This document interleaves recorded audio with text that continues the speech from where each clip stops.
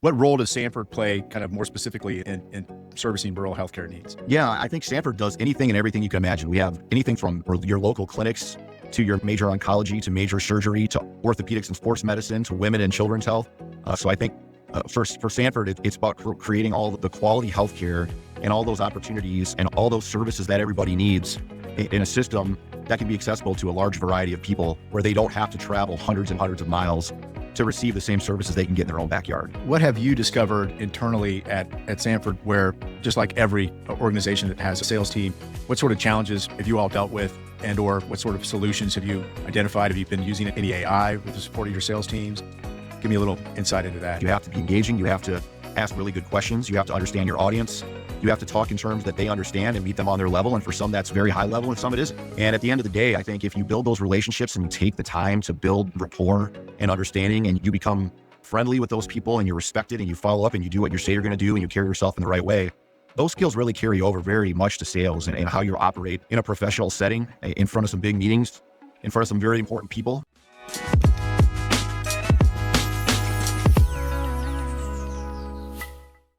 Hi, and welcome to the Sales Elevation Podcast. My name is Ed Kerr, and I have my guest today as Brian Shawn.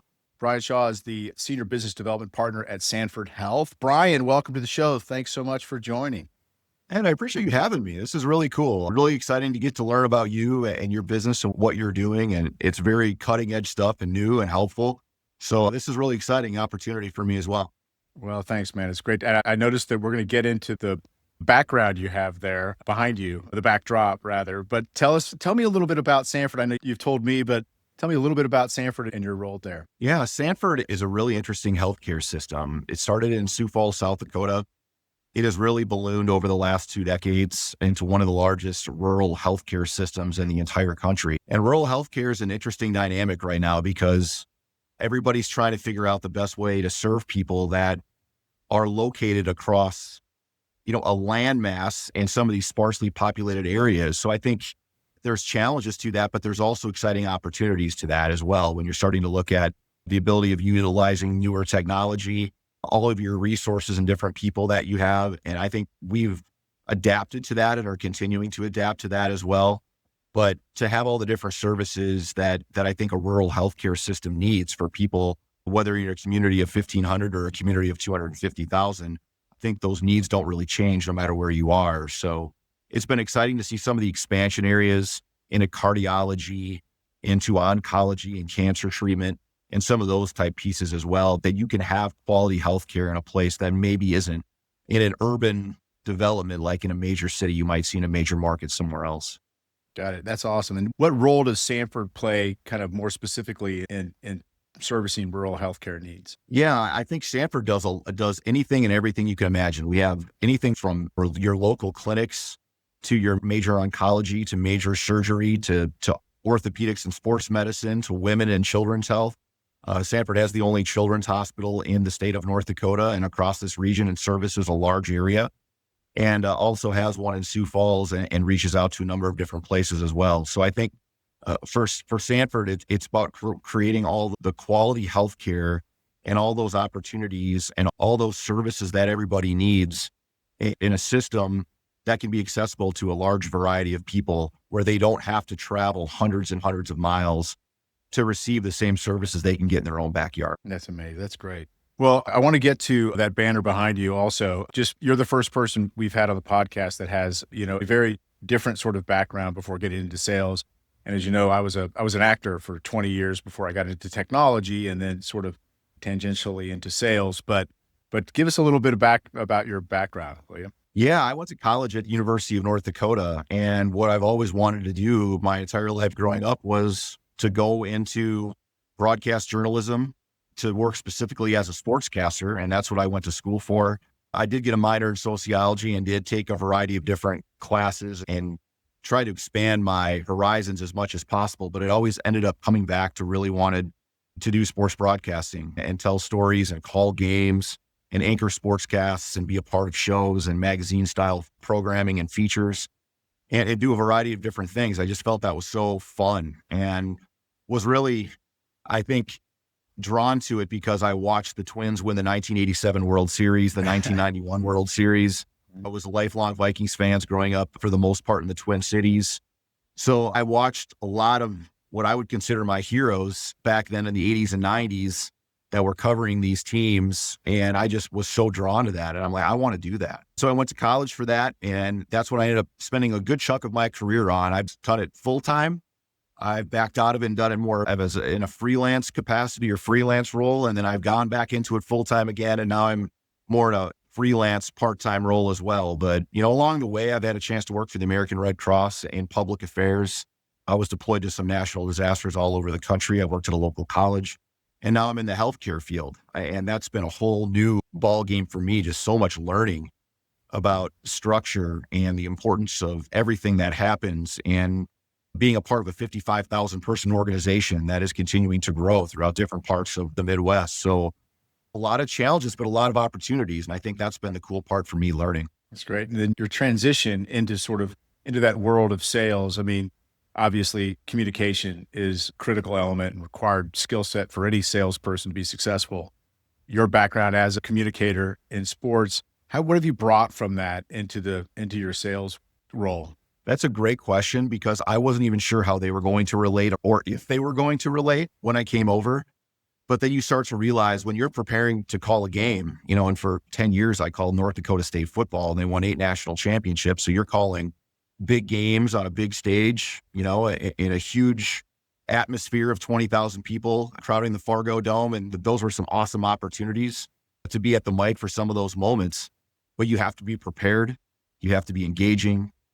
You have to ask really good questions in your prep up into a game and really understand what the storylines are and what you're learning, and making sure you have a real keen understanding of 88 different players that are on your depth chart. You have to know something about all of them. Mm-hmm. And then I think it is the challenge, and the fun part is storytelling, sales, listening, asking engaging questions, making sure you understand concepts, game plans, what everybody's talking about. It's really not that different with what you're doing in sales. You have to be engaging. You have to ask really good questions. You have to understand your audience.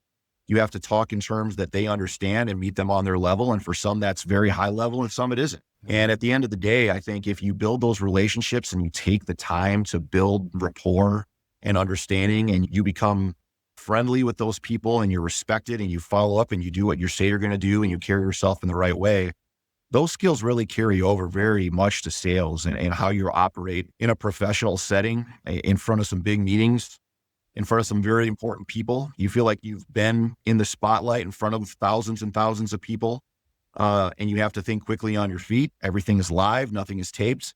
So I think you learn, in those situations, how to handle yourself, how to manage time, how to manage your audience, and making sure that you're making meaningful connections along the way. Yeah, that's very well spoken. You've just basically kind of laid out really a lot of the requirements of a salesperson, sort of foundationally. I mean, when you're going into prep for a game, I don't think I'd considered it on that level of depth. I mean, when you're watching a game, you always know the announcers can always tell stories about each and every one of the players, but you can't be a good announcer unless you have respect for the game and respect for your role in the process and the audience. And you'd better come prepared, or, you're going to really impact the experience. And in sales, you've got to be able to know enough about your prospect to really be curious about what needs they might have, and before you start telling them anything about your solution. But there's a lot of prep that goes into it. And I think if it starts with that level of respect and expectation of yourself to be prepared, that translates certainly in the initial stages to be able to build a relationship and earn their trust. And I think the storytelling aspect is huge too. I mean, you've probably spin stories out of any little anecdote associated with the player.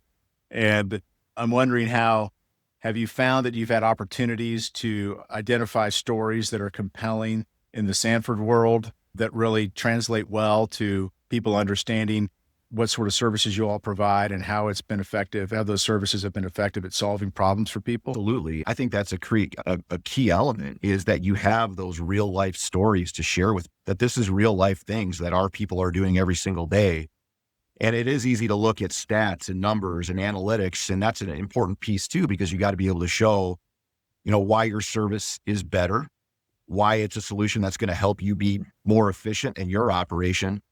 But also you want people to see the impact of what you're doing, to be able to actually see somebody get healed or feel better or have a solution that they've been looking for that they find, that's real life stuff.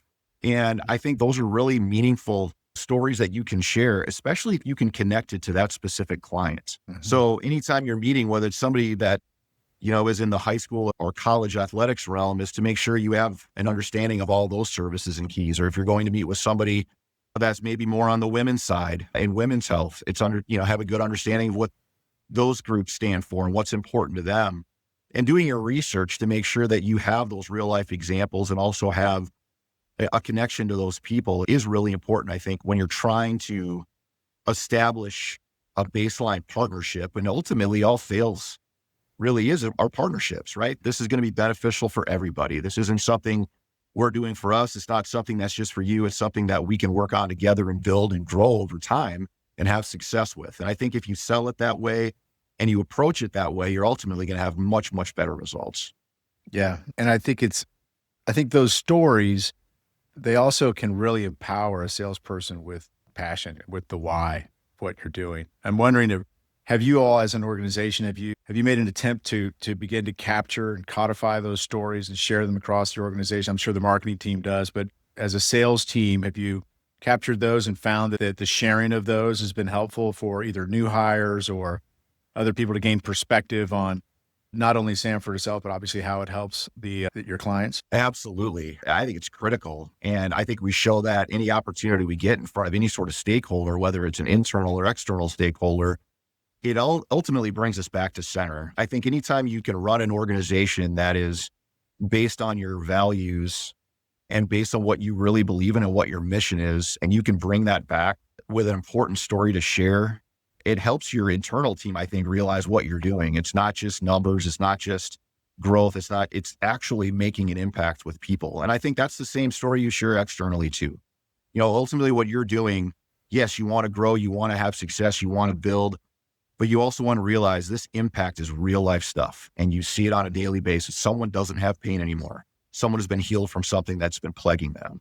You see a child that has come through a very difficult time and you say, wow, that person is in better shape. You see someone come back from a devastating injury that ends 2 years of their life and they come back and they persevere and grow from that. Those stories are here every single day. We don't always recognize them, but when you see them and you do meet those people and you see the meaningful impact it has, you start realizing, wow, what I'm doing really matters. And not only to this organization, but to the outside world as well. That's great. And what have you discovered internally at Sanford, where just like every organization that has a sales team, what sort of challenges have you all dealt with, and or what sort of solutions have you identified? Have you been using any AI with the support of your sales teams? Give me a little insight into that. Yeah, I think that's a really good question. I think anything, especially with a large healthcare organization, everything is constantly changing, but everything is very slow moving. It takes a lot of time to get things moving in the same direction, just because you have to align so many different groups and so many different people are impacted across so many teams that I think as someone who's, I consider in the sales area, you're always exploring and looking for what is an underserved area? What is something new that we are offering that would fit with a specific group that maybe we haven't even considered so much in the past? And then a lot of it is strategy too, of what have we done in the past? Where was it successful? What do we need to maybe discontinue, and what do we need to explore more? And that is a constant, I think, challenge for our team as we look at where are we getting the best return? What are the best partnerships on what we offer? Not that we're going to walk away from groups maybe that don't offer as much, but at the same time, how can we expand on the areas that maybe we haven't scratched the surface on enough? And in terms of AI, I think as an organization, we're always exploring that. In a sales standpoint, I think you're using that in a variety of different ways of looking at all the analytics of everything, of every group, how you present, how you communicate with certain people. I think that is a constantly changing piece as well. Even with what you guys do, Ed, is fascinating to me because you're using it to actually create and train people for the real world and real world situations. And I think that's an opportunity in healthcare. That's the same type of thing. Everything we're trying to do, we're trying to prepare people for those real life, meaningful situations. So I think we're always utilizing data to figure out, what's the best possible way moving forward. We're even operating right now, this ACL project research study.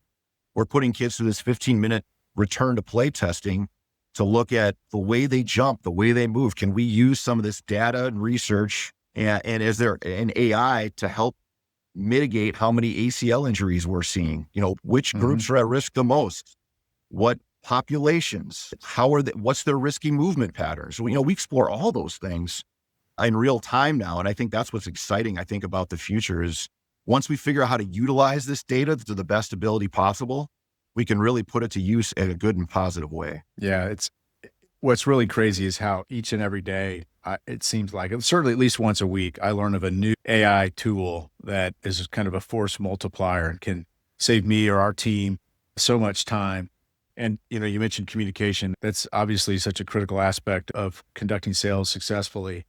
This morning, I was on a breakfast panel and I was on it with a Sandler implementer, and we were asked at some of the new tools, and he brought up one that I hadn't heard of. But have you heard of Fixer? You know what that is? I have. So it's just a tool that helps people with their inbox, manage their inbox. And so it reads all your emails and it sorts them accordingly. And then it puts them, conducts the writing of certain drafts in response to certain emails that are important and that require a response within a certain time frame. And it prepares them for you and you review them and press send. And it learns your voice. It's just amazing. I mean, we use a lot of different tools at practice. We use Fathom for note taking. And so I'm seeing so many opportunities to leverage AI for large teams and now CRMs that are almost all agentic, and they kind of handle so much of the tedious nature of sales. So it is an exciting time for sure. Oh, it definitely is. The fact you had that the time it saves you on the back end, you can be so much more efficient in the other, utilizing your time in other ways. And that's what to me is so cool about it. Yeah. Anything that can kind of free the salesperson or the frontline rep or anyone engaged in outreach to be, to do that more effectively, to do that more often, as opposed to be, being a slave to the CRM or their email, is certainly helpful. So, it definitely is. There's no doubt. And, it's funny too, on the other side, buyers are more informed than ever before. So if you're dealing with competition and trying to to provide a differentiated value proposition relative to your competition, all somebody has to do is go into ChatGPT or any of the other LLMs, and they can probably ask enough information to maybe know more than your average salesperson who's about the very company they represent. So it's challenging for the salespeople to stay kind of, up to date on all the different shifts in the marketplace. So that, because you really need to be obviously an expert in your own company, but also an expert in the needs of your prospects and an expert in the other alternatives. It's 100% right. That's the thing. That's the challenge, right? Is constant messaging, making sure we all feel aligned, making sure we understand all of our partners and all of our business, all our prospective partners. But as you go back to what you said, we have to understand our own business. And that can be a challenge, making sure you get those consistent talking points and messaging. And everybody feels very confident about that when they go into a room. In your world of sports, obviously the teams you cover, probably the better teams are the ones that practice more often, I would imagine, or practice well, had a good game plan. We find that sales teams are no different, right? Whether you're a musician or professional athlete, you really need that practice. And if the messaging is changing constantly and you haven't had enough facility with it, then when you're in that moment and you're thrust into the spotlight to perform in that conversation, which is either going to advance the sale or lead it to stall, you'd better be equipped and prepared, just like you've been as a sportscaster. You better know the message. You better, kind of understand the objective of that conversation and realize it, or you might not get another shot, right? So important. It's so interesting you mentioned that, because North Dakota State, all those years when they were building up and they were winning championships and they were knocking off FBS opponents like K-State and others over the years. How do you guys do this? You know what they do? We double rep every single rep we have. We don't just rep it once. We double rep everything. We put a guy through it twice. Yeah, it's hard. It's harder to do it that way, but the guy retains it better. And then we double rep again and we double rep again. And yeah, they're exhausted because you're doing everything twice, but you're going to be better for it down the road. And even in the broadcasting world, when I was looking up to some of my mentors, I'm like, how do I get better at this? Brian, you need reps. You need a rep. You need to do as many games as possible. You can find a high school game that you can go stream and call it. Go do it. Go do as many games as you can, because you have to improve. You have to learn from it. You got to watch it back. You got to understand what you did well. Are you saying the same type of terms, the same type of things to describe what's happening over and over? You got to branch out. You need a bigger repertoire. You have to, increase all your terminology and what terms you use when, and all those things that were just drilled into you that practice. And it's not always the most fun to go out and do 5 games a week when you're not sure if anybody's watching, but at the same time, you're going to be so much better for it if you take the time to do it down the road. Yeah. Yeah. Nick Saban had a great quote. He said, we practice 100 hours a week for a 1-hour game. And he's certainly gotten good results from, the preparation that his teams had over the years. So tell me about, how do you all, with such a large number of people involved in your organization, how is that message consistency established, shared? Do people have an opportunity to practice it? I feel like they do. I feel like we have a chance to get in front of our leadership and our groups, to have constant touch points, to talk through things consistently, to walk through things consistently. If we do have maybe a meeting that was, I don't want to say rocky, but maybe didn't go the way we expected. Okay, let's get back and talk through this again and make sure we have a good understanding. And as hard as it is to learn maybe from some of your failures or some of the things maybe that didn't go well, ultimately, I think as long as that is shared amongst the team and you have those constant touch points where you're getting the group together to walk through those things, you can all learn from that. And I do feel like we're empowered to make a lot of those decisions, but ultimately a part of it too, Ed, is just knowing who to contact to learn what you need to know, because there's so many different service lines that if I'm going to go in front of somebody, are you talking to the right person to make sure you're getting it right from the horse's mouth and not going through 3 different, secondhand situations? You got to make sure that you're taking the time to learn. And again, things never move as fast as we want them to move. That's just part of life in a big corporate structure.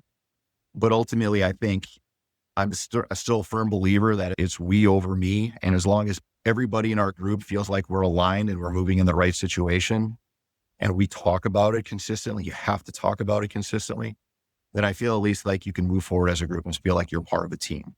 Yeah. Awesome. Well, we're kind of coming up on time here, but I know since we've talked about sports, and I know I'm a Chiefs fan, and sadly, I don't think they're going to make the playoffs. I'd like to kind of leave your prediction on who's going to be in the Super Bowl and who's going to win it.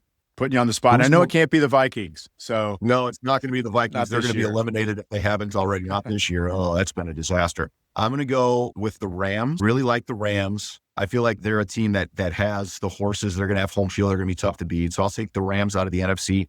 And I still like Buffalo. I know they've had some things that go up and down, but I feel like this is Buffalo's year. With the Chiefs down, this is going to be their year to get past everybody. And the AFC is going to be very competitive, but I like Buffalo. So I'd like that Buffalo matchup.